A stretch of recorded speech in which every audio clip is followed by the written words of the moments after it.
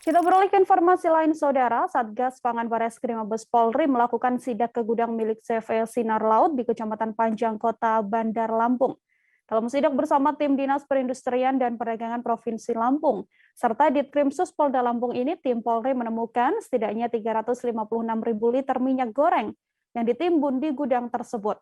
Pihak Sinar Laut mengatakan 356.000 liter minyak goreng ini adalah stok yang sudah dilaporkan ke Kementerian Perdagangan.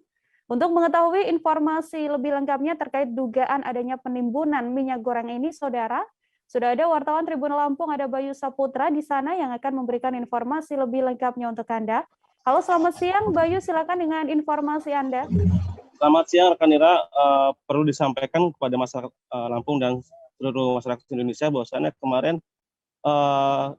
tim Satgas Pangan yang dipimpin oleh Kombes Pol Eka Mulyana dari Bareskrim Polri menyidak di CV Sinar Laut yang berada di daerah Panjang, bahwasannya ditemukan 356 minyak goreng yang tersimpan di dalam gudang CV Sinar Laut tersebut. Nah, untuk dari Sinar Laut sendiri menyatakan bahwasannya mereka belum menyalurkan yang kemarin, tapi saat ini tadi dari Kabupaten Tulang Bawang sudah terdistribusikan ke kabupaten tersebut. Dan Disperindak Lampung melalui Kadis Perindak Ibu Elvira Umihani mengatakan bahwasannya bukan ditimbun, tapi dapat dipastikan 356 liter tersebut karena terkait administrasi, sehingga belum tersalurkan kepada masyarakat. Kemudian dari Direktur CV Sinar Laut sendiri, Bapak Andre Wijaya mengatakan bahwasannya untuk proses penyaluran tersebut sudah dikoordinasikan dan mulai hari ini sudah didistribusikan kepada Kabupaten Tulang Bawang dan berlanjut kepada nanti kabupaten-kabupaten lainnya.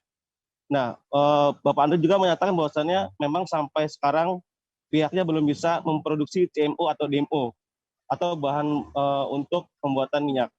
Makanya pihak Sinar Laut berusaha untuk mendapatkan suplai CMO DMO dengan harga yang cukup tinggi 9.300, tapi itu sangat sulit dan sampai saat ini belum juga dapat penyuplainya begitu.